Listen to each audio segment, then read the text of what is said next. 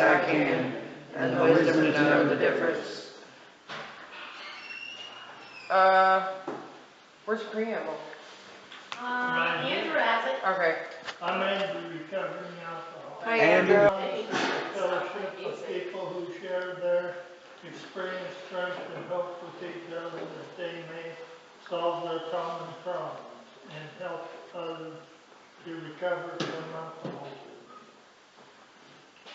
The only requirement for membership is the desire to stop drinking. There are no dues or fees for AA membership. We are self-supporting through our own contribution.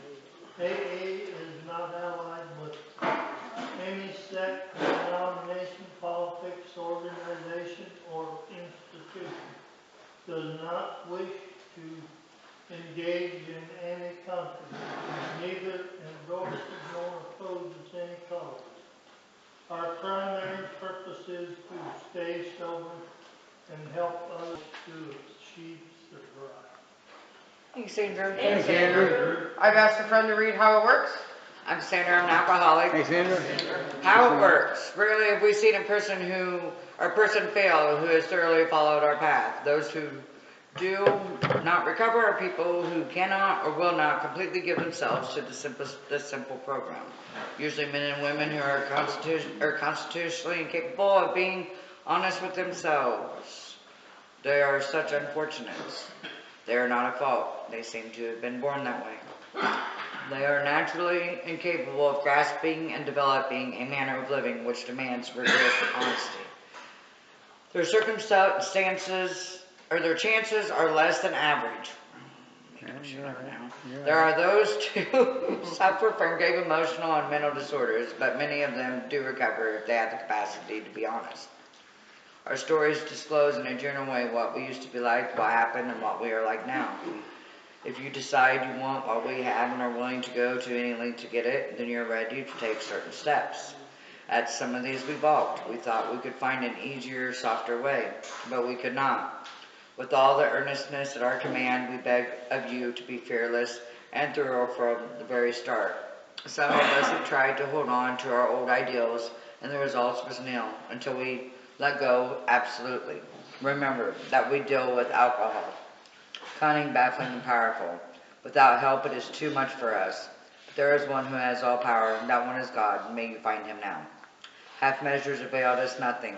We stood at a turning point. We asked his protection and care with complete abandon. Here are the steps we took, which are suggested as a program of recovery. 1. We admitted we were powerless over alcohol. Their lives became unmanageable. 2. Came to believe that a power greater than ourselves could restore us to sanity. 3. Made a decision to turn our will and our lives over to the care of God as we understood him. 4. Made a researching and fearless moral inventory of ourselves. 5. Admitted to God, to ourselves, and to another human being the exact nature of our wrongs. 6. We're entirely ready to have God remove all these defects of characters. 7. Humbly asked him to remove our shortcomings. 8. Made a list of all persons we had harmed and become willing to make amends to them all. 9. Made direct amends to such people wherever possible, except when to do so would injure them or others. 10. Continued to take personal inventory, and when we were wrong, promptly admitted it. 11. Sought through prayer and meditation to improve our conscious contact with God as we understood him, praying for the knowledge of his will for us and the power to carry that out. 12. Having had a spiritual awakening as a result of these steps, we tried to carry this message to alcoholics and to practice these principles in all our affairs. Many of us explained what in order. I can't go through with it. Sure you can. Do not be discouraged. No one among us has been able to maintain anything like perfect adherence to these principles. We are not saints. The point is that we are willing to grow along spiritual lines. The principles we have set down are guides to progress. We claim spiritual progress rather than spiritual perfection.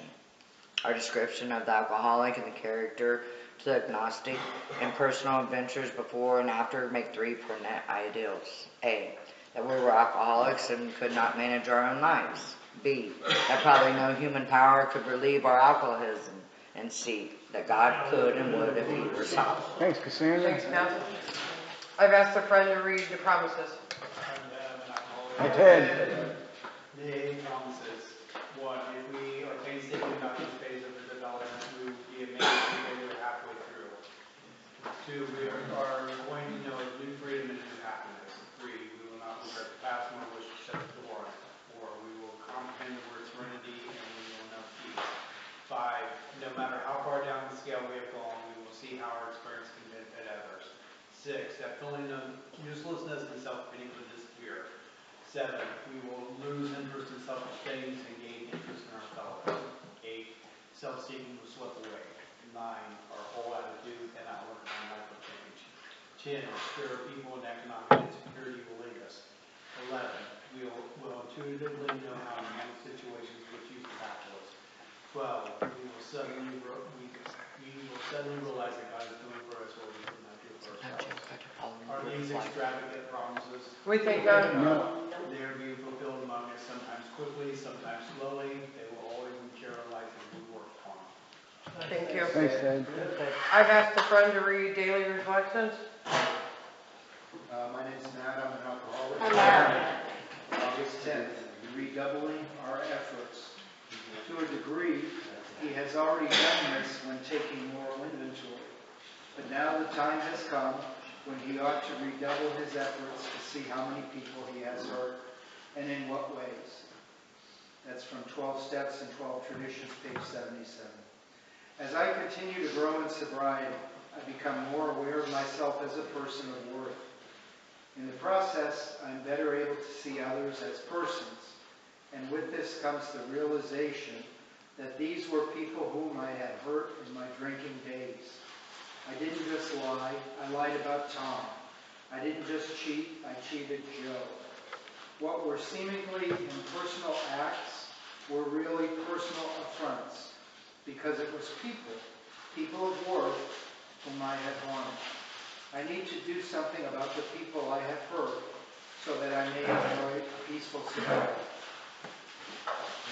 Thanks, Matthew. I've asked a friend to read 24 hours a day. Wait on the alcoholic. Away. August 10th, AA thought for the day. The tremendous fact for every one of us is that we have discovered a common solution.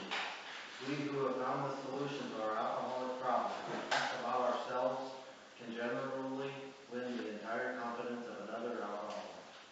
We who are making the approach to new prospects have had the same difficulty they have had. We obviously know what we are talking about. Our whole department shouts at new prospects that we are people with a real answer. Am I a person with a real answer to the alcoholic problems of others? Meditation for the day.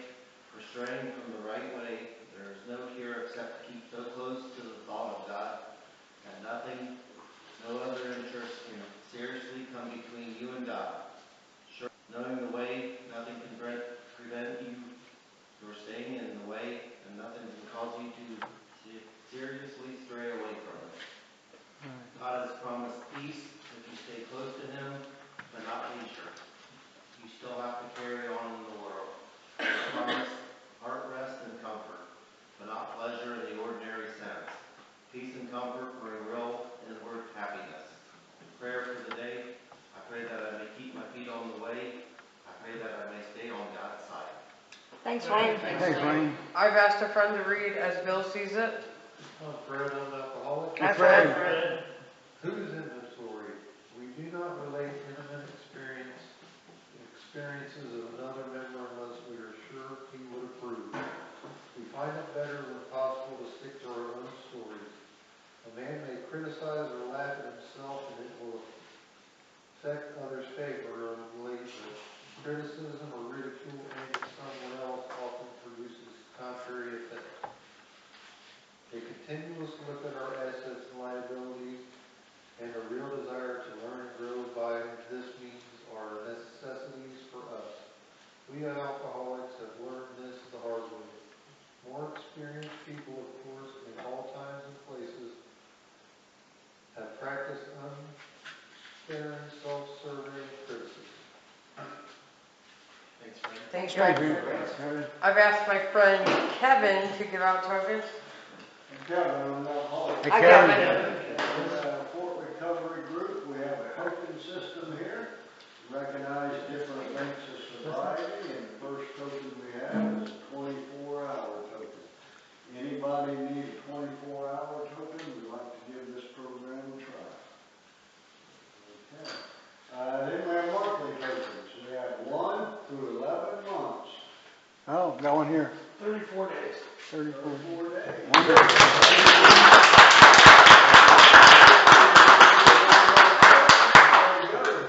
You come back, huh? Yeah. And anybody else want a monthly token? Hey, then we move up to a year token, 1 year.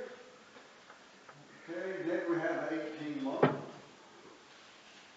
And then we have yearly tokens from 2 years up for a long time, a whole bunch of them. Anybody have need a token, or does anybody have any length of sobriety that they'd like to have recognized?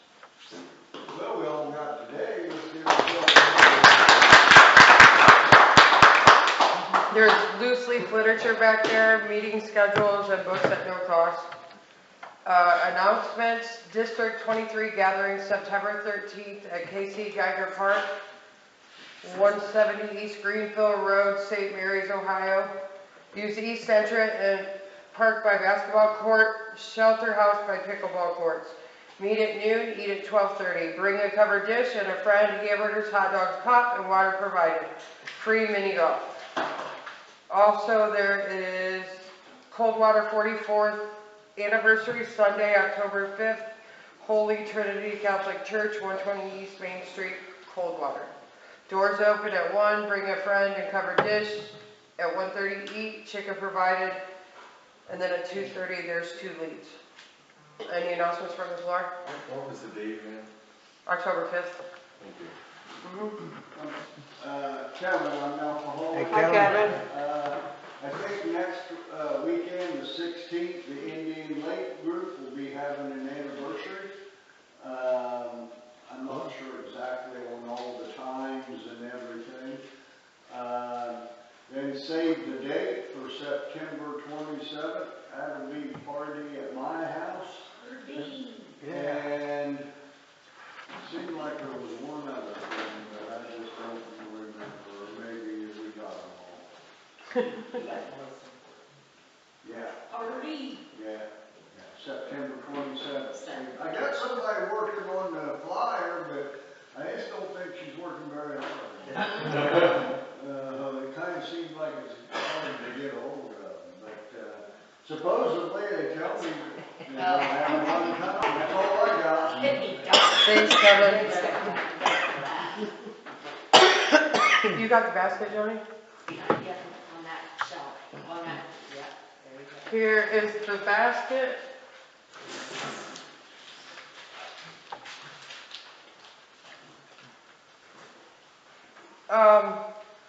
Everybody, we're going to introduce ourselves. Is there anybody on the phone? Hey, Hi, Joe. Jill. Good. I'm Mindy, alcoholic. Hi, Mindy. Okay. Chrissy, alcoholic. Hi, Hey, Chris. Chrissy. Hey, Hey, Johnny. Kevin, alcoholic. Hey, Hey, Kevin. Kevin. Hey, Hey, Wayne. Fred, I'm an alcoholic. Hey, Fred. Hi, Al. My name's Wes, I'm an alcoholic. Hi, Wes. Thanks. Oh, Sarah added. Hey, Sarah. Todd, alcoholic. Hey, Hi, Todd. I'm sorry. Hi, Sarah, too. I'm Cassandra. I'm an alcoholic. Hey, Cassandra. I'm Tom, alcoholic. Hi, Tom. alcoholic. Hi, Tom. Andrew, Kevin, alcoholic. Hi, Andrew. Hi, Ted. Hi, Eric. Hey, Jared. I'm Matt, I'm an alcoholic. Hi, Matt. All right. This is a lead meeting. Or was. It's not now? Nope, not tonight. Oh, a discussion? Well, Cool. our lead didn't show up, so, You never should. So just pick one out of the group. well, somebody wants to come on out. I think Mindy volunteered. I already did mine. I never heard it. I didn't either. I got a And couple When did you ideas. get a And lead? you recorded it. Oh, well then, never mind. I didn't We get it. want to hear it because, you know. Well, you guys can Here's hear an it idea, after. we could do Take a popsicle stick game. Yeah, I like that Yeah. one, yeah. Yeah. That'd be a good one. Yeah. Now, the way this works is you pick a topic out of here, and if you absolutely hate it, if you pay me $10, I'll let Yeah, you change it out for something else. it's a fair We do deal. not Then, IOU. or like, if you really hate yours, you could come up with your own topic if you like to. And all you're gonna do is you're gonna share whatever's on your sick, how it pertains to your recovery, or how you would like it to. Maybe you haven't started doing it yet, or maybe how you use it, or how you felt when you first came in compared to now about it, or, everybody kind of get that? Yeah, that's how we do it. And the thought, and now I'll even give you time to think about it a little bit, so you can draw yours right now. That's really And we're gonna nice. start over here with Matt. He's gonna go first, but I'm gonna go around and let everybody draw a stick first, to give him a second. Yeah, you can. Here we go.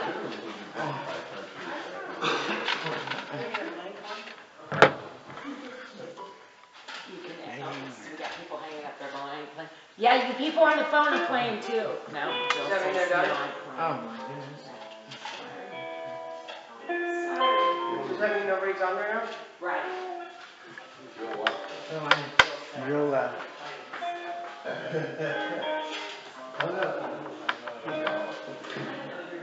Is that not?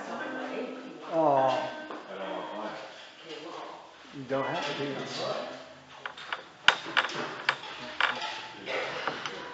it's all inclusive, never exclusive. Really? Yeah, it's screwed. Are you making the rules up as you go? She always does. Johnny always does. It kind of works, so you just let it go. When it comes to the school teacher there, take it up as you go. Got you better have a little B, C, D in your pocket. Keep you on your toes. This is visible. All right. You give you enough time, Matt? I can always talk. Anybody want to, I used to be a tour guide, you know? anybody got their $10? I'll make up my own topic. You can do that. I know. I don't even ask. I just, That's right. Make Do up what you rules. want. yeah, I claim my seat. Okay, all right.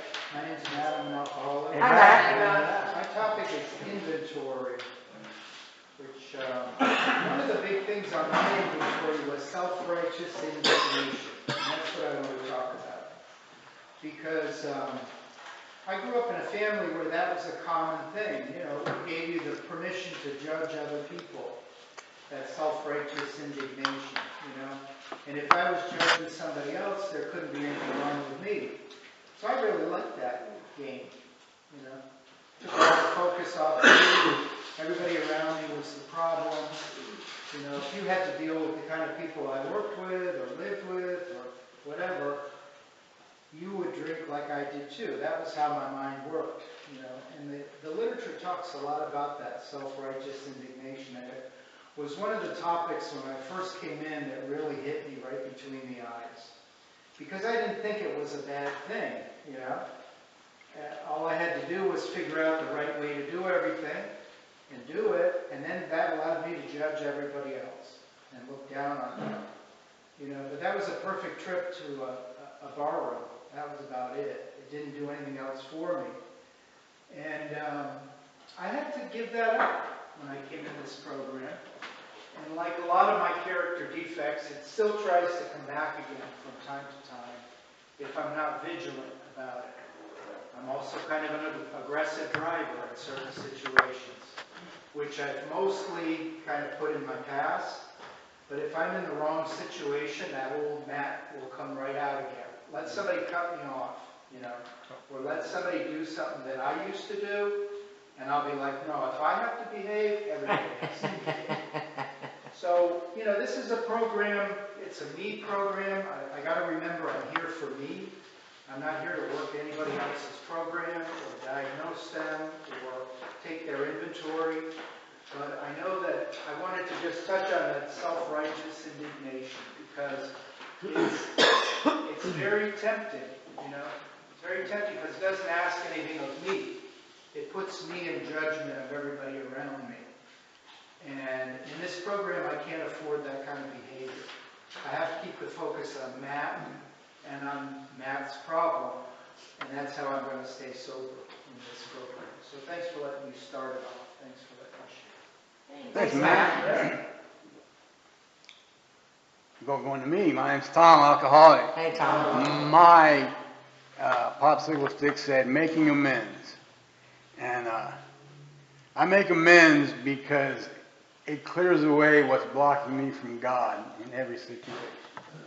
When it crops up, like someone was just talking about, it can crop up, things can crop up from our past that block me from God, from doing the right things. I mean, everything should run really smooth in my life, but when I get in there with my selfishness, dishonesty, anger, and fear, that screw everything up. And I do harm to people when I'm in my disease and my practicing my character defects. I hurt people. And but not so much when I'm sober. And I'm really glad to be here and sober. Things are going really good for me, and I just don't want to brag. So thanks. Thanks, Tom. Tom, you Don. Don't look at me. Alcohol. And you know. I got higher power.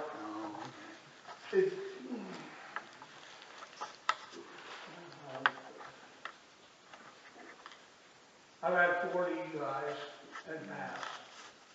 And I finally decided, I didn't decide, the courts decided I need AA. It would help me out. I told them, I said, no, that ain't gonna help me out. And they said, try it. So I tried it. It's helped me out quite a bit.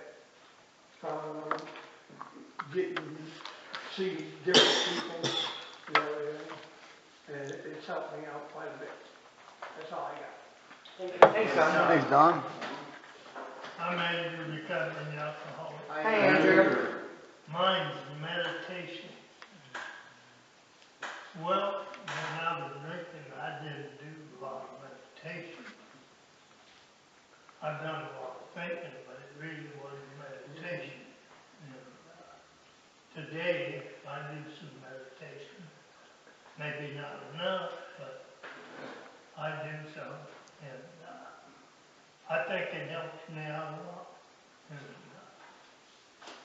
I've been able to stay sober for a few years, and I'm a lot better off than I was when I was drinking. So I guess I'm happy. That's all I got. Thanks, Andrew. Ted, I'm an alcoholic. Hi, Ted. Mine says gratitude.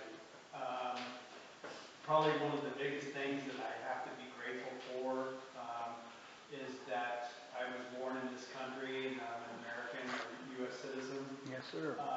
I've traveled quite a bit around the world and I've seen a lot of things that made me appreciate what we have here in this country. We take it for granted. And it's, little things, clean water, just basic things to survive. But anyways, in my program, gratitude, and it's a constant thing that I have to stop and take inventory of what I am grateful for. And it's so many things in my life. It's people, friends, family. I'm grateful for my recovery. I'm grateful for my sobriety. And again, it's just always slowing up and taking the time to sit and reflect and thank my higher power for everything that I've been given. And one of the biggest things I'm grateful for is my dog. He has been a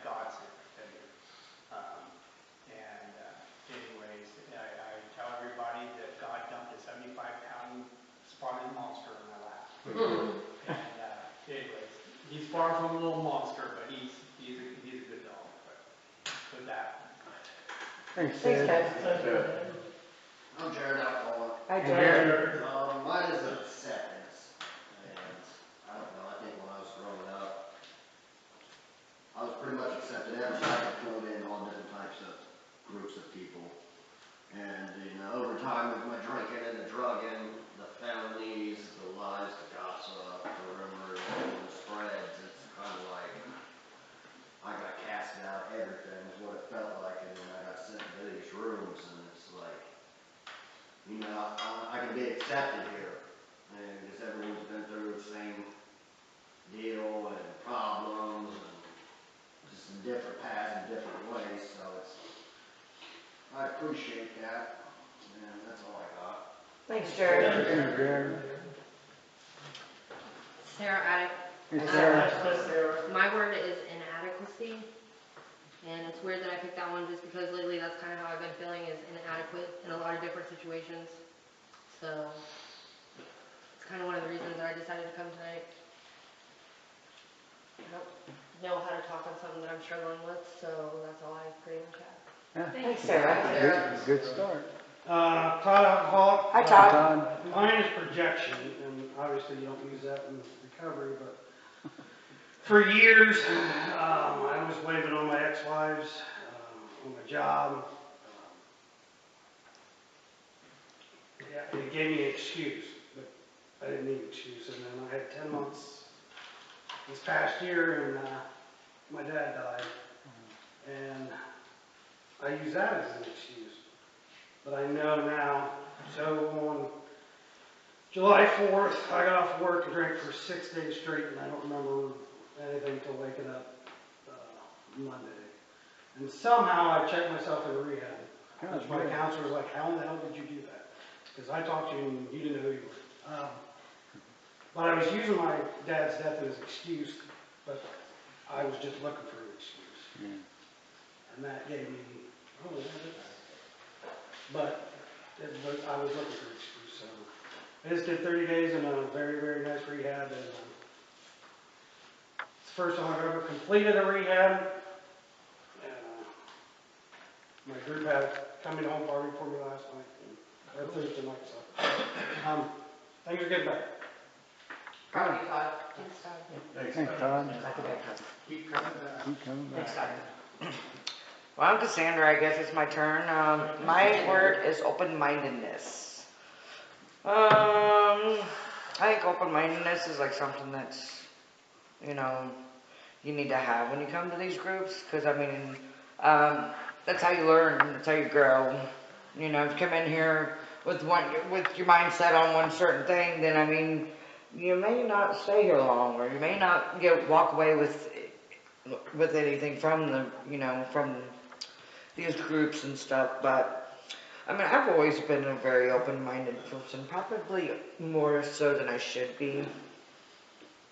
Open-mouthness, I don't know, which I think they all combine to go together. But I don't know. Come up in here with an open mind. You can really walk away with a lot of knowledge and a lot of tools and strengths and things that you didn't walk in the door with. But if you come in here and you have the mindset that this ain't what you want to do, this ain't gonna do nothing, and blah blah, you're probably gonna walk out the door with that same mindset. So I think open-mindedness in recovery is a very important thing to have, and willingness. I think they kind of go hand in hand a little bit. You gotta be open-minded, and you gotta be willing to to use it, listen, things like that. But I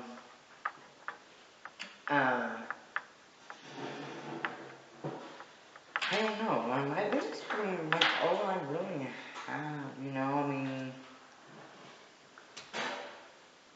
I just think it's really important to come in here with that, and, you'd be surprised what you leave with. And with that, I'll pass. Smart. My name is Wes, I'm an alcoholic. Hey, Wes. I've got willingness, but you just did it. Yeah, well. I'll start over.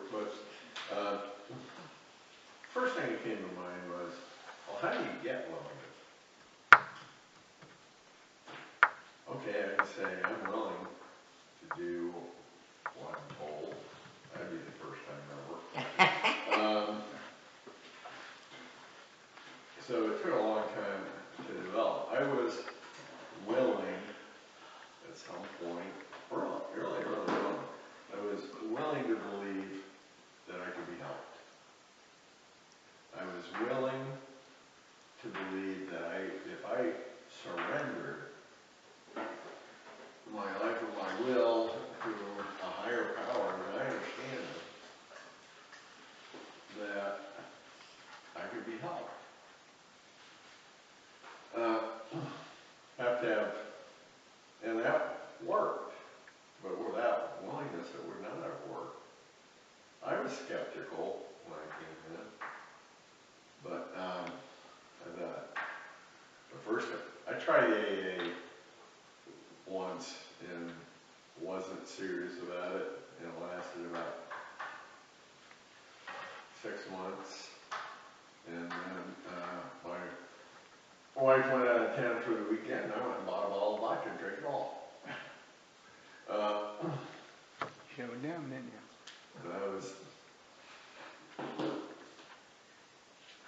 But I wasn't willing at that point. I just was not. Right. And I was not willing to listen to people I judged as incompetent and a little off. I was not willing to try hard. So yeah, I judged people. I wasn't open-minded in the beginning, that first time through. And then I got to a point where this is the only place that I could be because my life was shit. And I couldn't stop. Is this some kind of medical problem? Why can't I stop? Well, it is a medical problem. It's called addiction. And I couldn't stop. And so I had to give up. I started over, and it didn't take me too long to surrender. Because now I had willingness to not be an active alcoholic who was letting half of his life swim by while he was in a blackout. Yeah.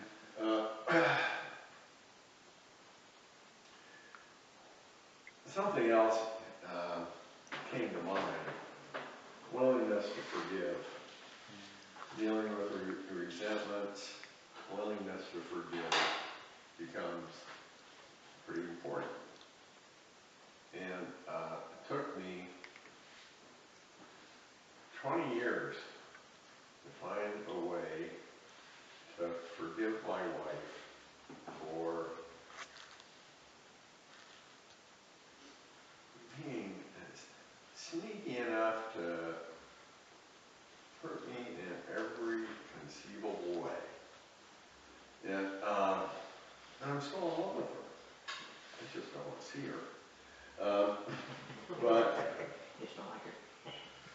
talk to her every day. Just to make sure she's still there.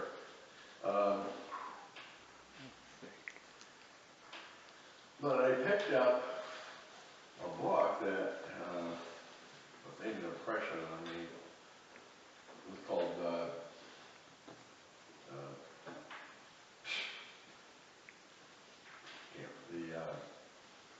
Bad Imperfection. In the first half of the book, they talk about, well, you know, why you're holding yourself to this kind of standard. If you were, a professional baseball player and, had a 300 batting average, you'd be considered pretty good. That means you didn't get on base 7 out of 10 times. So,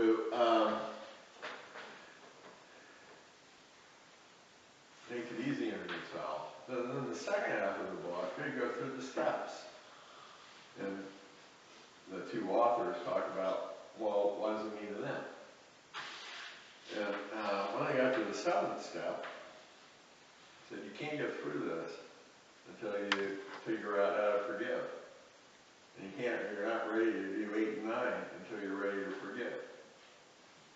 And you can't forgive until you do the one thing that nobody wants to do. Sit in the pain until you can forgive the person. Sit in it. Sit in the pain as long as it takes. And one day you'll wake up. Who knows how long it'll take? It might be 2 days, it might be 2 years. But one day you'll wake up and you look back and you go, I'm not a victim. She did what she did and I took it and I kept taking it.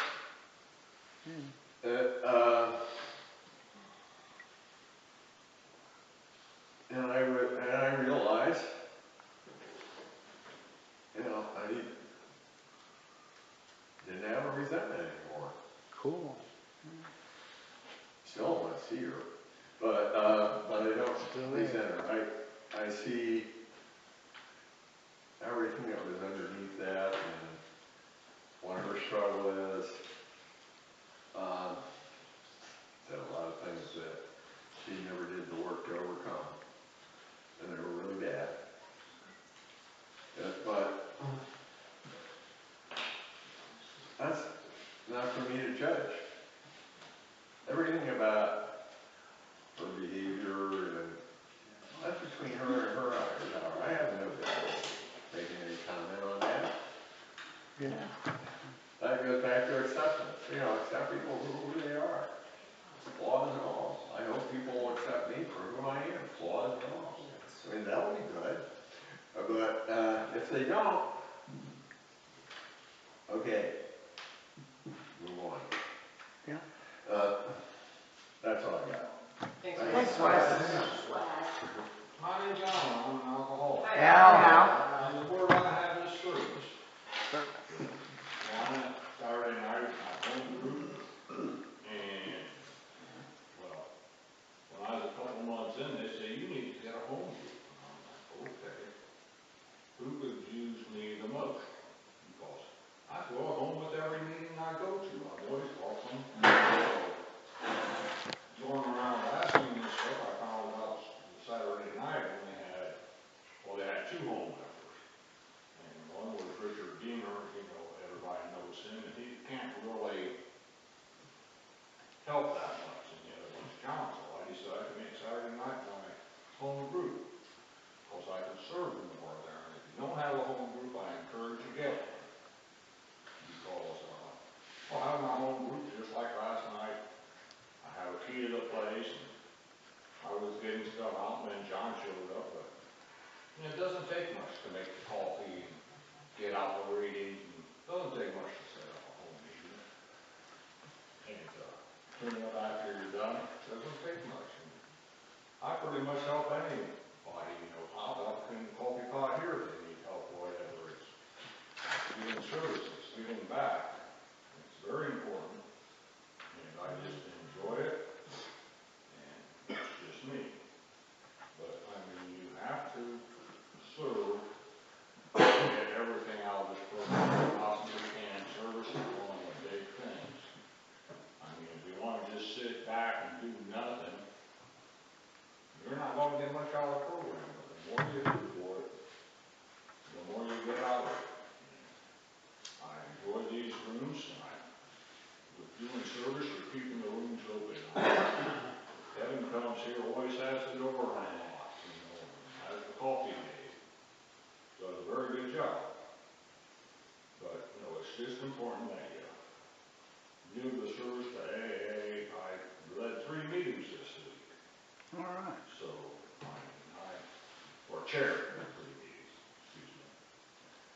It's just my way of getting, but I'll tell you what, doing a Wednesday night, then a Saturday morning, and a Saturday night, and I came up with a topic for each one. The one I did Saturday morning, the topic was service, so we talked quite a bit on that. And I'm drawing right now, so I guess I'll pass. Hey, Al. Yeah. I'm Fred, I'm an alcoholic. Hi, Fred. Humility.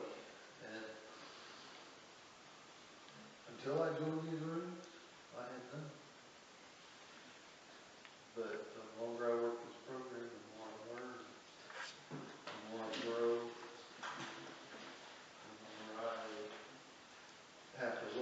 outside myself and seen all the good and bad things, So, step 4 is a bear. It's horrible, but I made it through it. And I learned humility from it. So, with that, Thanks. Thanks, Fred. Thanks, Fred. Wayne, alcoholic. Hi, Wayne. My word is resentment. When I saw that word, two words came to mind was, why me? I told myself that a lot when I was drinking. Why me? Why is everybody mad at me? Why am I the one that got in the auto wreck? Why am I the one that backed through a garage door I forgot to open? Why me, you know? And, if I had a problem, alcohol was the solution until it started causing more problems with the family and wife and kids. Why were they always mad at me? I wasn't doing anything to them. I was just, if it was hurting anybody, it was hurting myself. Physically, but mentally and emotionally, it took effect on a lot of people that's in my life. And I realized that today. I was the problem, and alcohol just contributed to it even more. So I try to live my days not like that anymore. They say not to regret the past, nor wish to shut the door on it. I do still remember everything from some of what I did, but I get reminded of it too. But, I can't go back to that where I'm at. I'm pleased with my progress, but I'm never satisfied where I'm at because I think I can always do better. So I just try to do that every day. That'll pass. Thanks, Wayne. Mindy, alcoholic. Hi, Mindy. Mine is forgiveness. When I was drunk, high, whatever, I didn't even know what forgiveness was because I was right and it didn't matter if anybody forgave me or not. But it's crazy that I got this because I did work on my step 4 with Joni this last week. 5, whatever, same thing. I shared. But I realized that a lot of my resentments I've given forgiveness for, and today, not too much bothers me. So, with that, I got. Thanks, Mindy. Thanks, Mindy.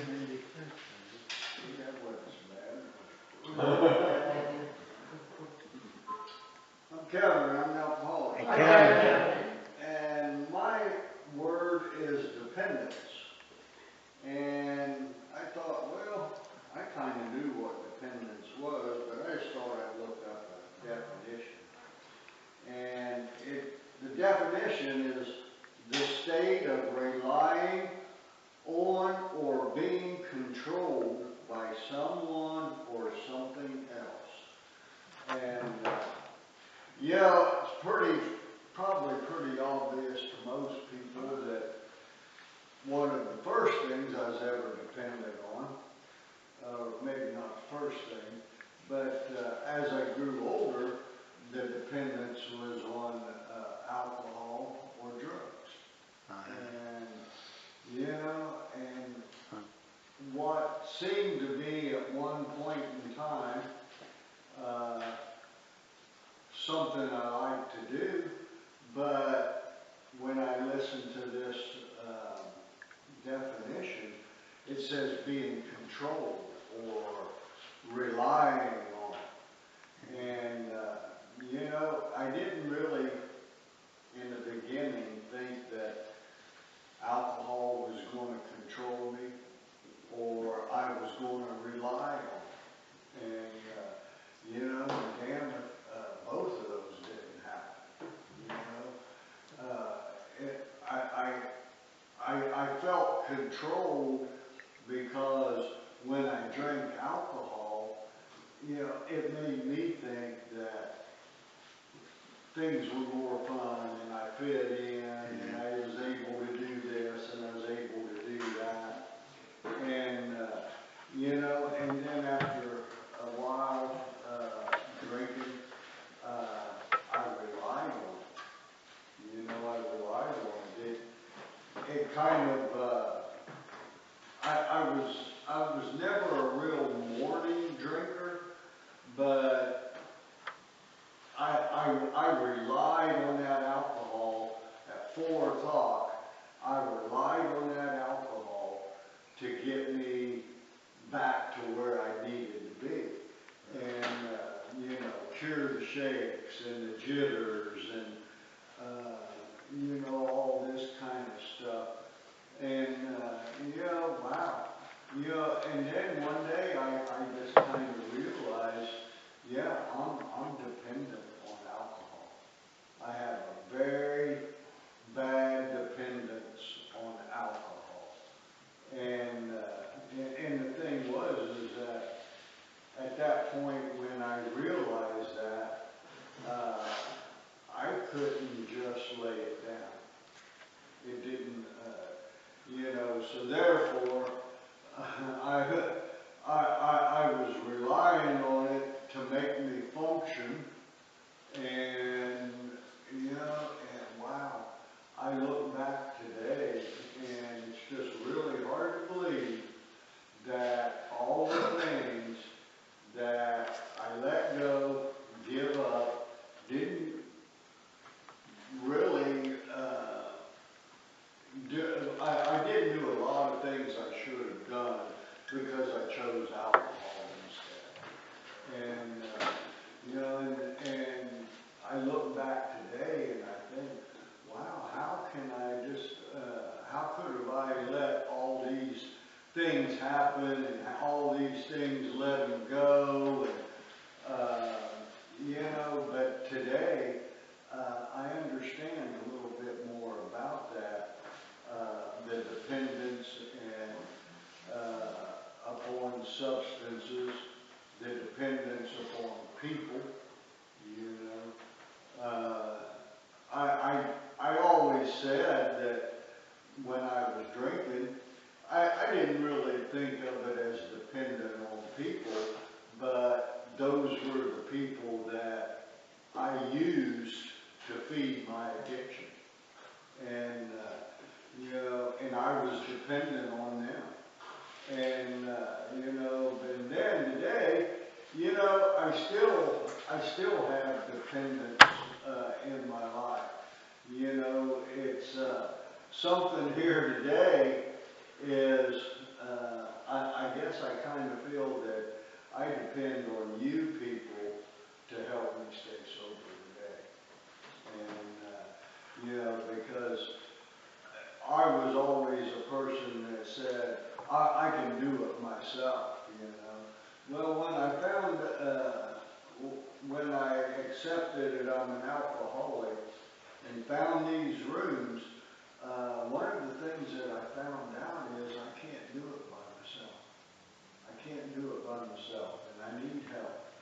And, yeah, and that kind of may sound a little crazy from somebody that's been around the rooms for a long time, but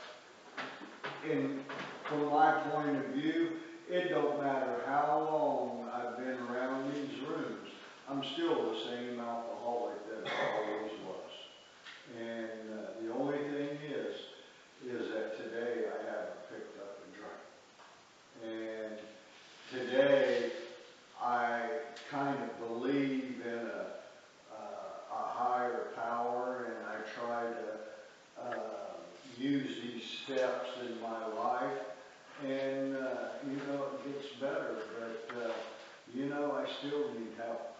And so don't ever think that you don't need help staying sober, because I could never do it by myself, but I found out a way to do it together.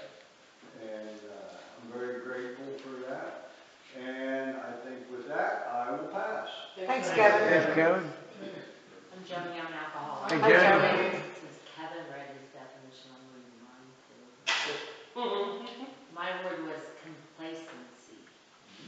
A feeling of quiet pleasure or security, often while unaware of some potential danger, defect, or the like, self-satisfaction or smug satisfaction with an existing situation, condition, etc.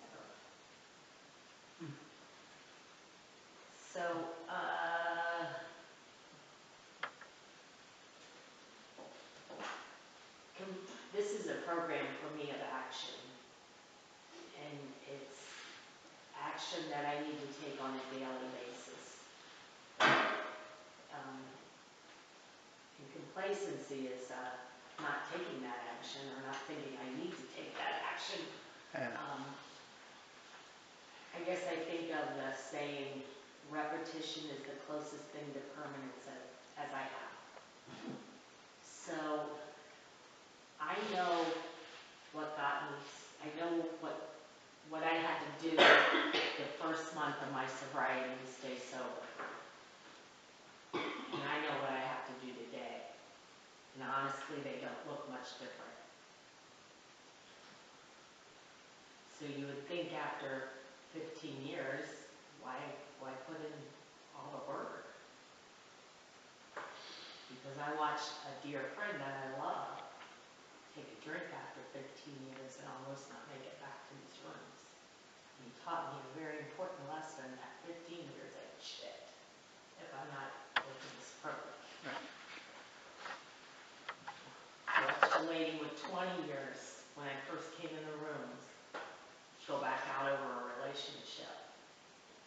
And I'm sitting here like with a month sober, 2 months gone, what the hell's she doing? I was like, well, you can do that after 20 years, you know?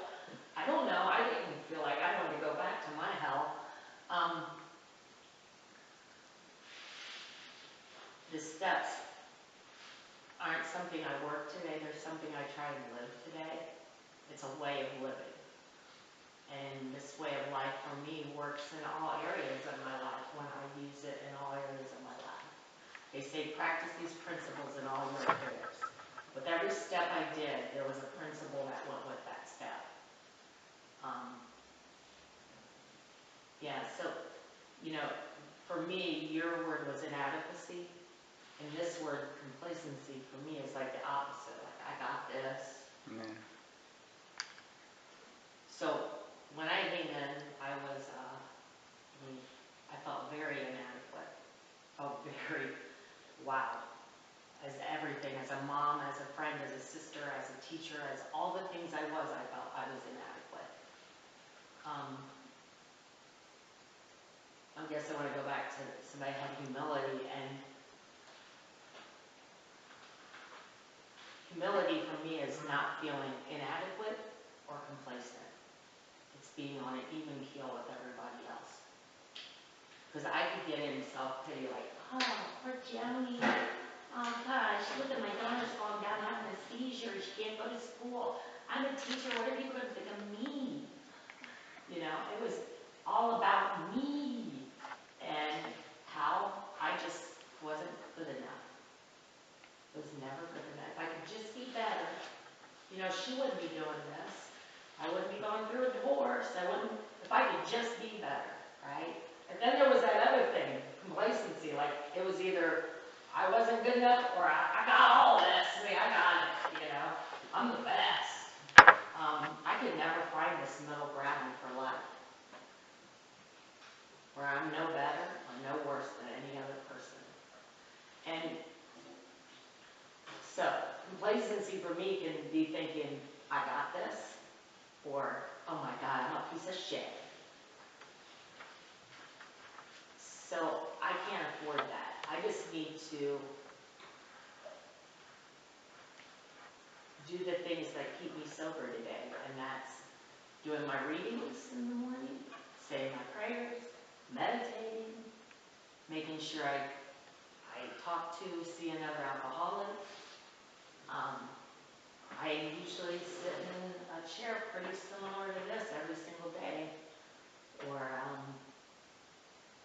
in one of the programs I'm in, because I kind of have this thing about 12 steps. I believe they can help me in all areas of my life, so I do a couple other programs too. And you might say, oh, she's retired, so she could. Well, that's true, but when I first started this program, I had 3 kids and a full-time job, and I pretty much sat in these chairs just about every single day. So, yeah, I don't care to die today, and I know what they told me to do to stay sober. And I looked at the people like Kevin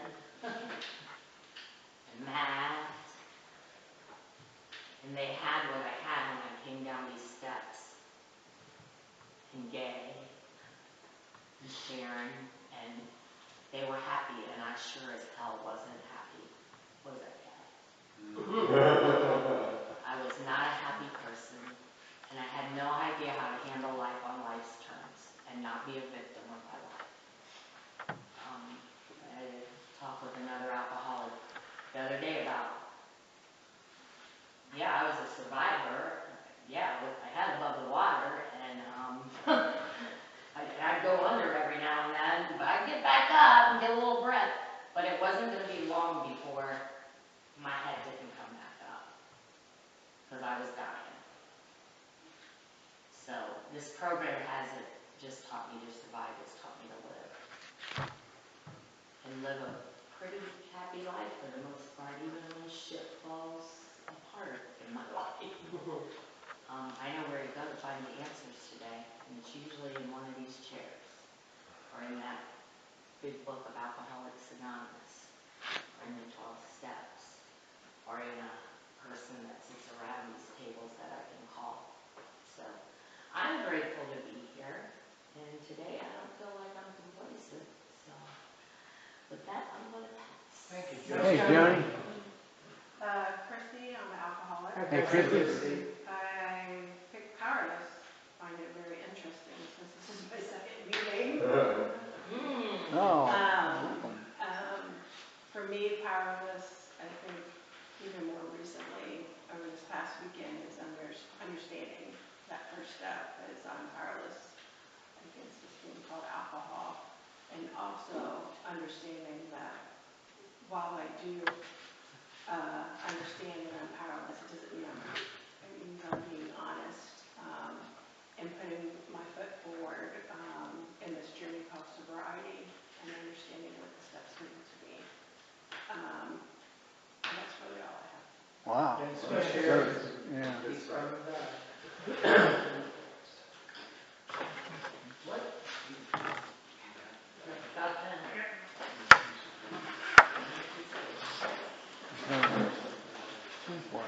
My leg stitches hurt. Oh. Huh? None of your business. Yeah. First. Only start. Yeah, that worked out great. Yeah. Is there any, no, since we're running late, nothing? Are we done? Yeah, see here, what you hear here. Stays here. Here, You're here. Here, here. You gonna do the Lord's Prayer? Yeah. You gonna do any of that stuff? You already know what that stuff. You're fired. How do you get fired? You already know that. I've heard you fired. That's a good example of my. Do the Lord's Prayer.